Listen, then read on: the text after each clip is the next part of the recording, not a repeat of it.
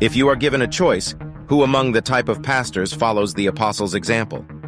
1. A pastor or preacher working a secular job, not because he chooses to, but because his congregants do not yet give enough for him to become a full-time pastor, so he can live and his family from what they give. 2. A pastor working a full-time secular job because he refuses to be supported in matters of personal expenses and chooses to keep it this way, even if his congregants have the capability and offered to give enough for him and his family to be a full-time pastor. What is your answer? Who among them is morally correct in principle based on the apostles' example? Well, if we read 1 Thessalonians chapter 2, verse 9, the apostles did work day and night while preaching, that is to say, they have full-time jobs while preaching. That's what day and night mean. And in 2 Thessalonians chapter 3, verses 8 to 9, although they have the right to be supported, they choose to waive it so that their followers imitate. Now, did they accept support in some other verses? The answer is yes, but the support they accepted was not for their personal daily living, but for the cause.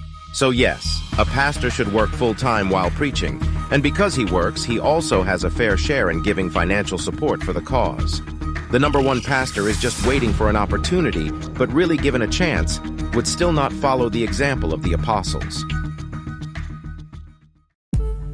Is pastoring a profession? Pastoring is like any other profession, like lawyers, doctors, and engineers. If they have the right to be paid for the services rendered, pastors too have the right to be paid for their service. Is this correct? It is written, "Now I am ready to visit you for the third time, and I will not be a burden to you, because what I want is not your possessions, but you." After all, children should not have to save up for their parents, but parents for their children. 2 Corinthians chapter 12, verse 14. In the verse mentioned, Paul treated himself like a parent. Here, he said that parents should be the ones to save up for their children.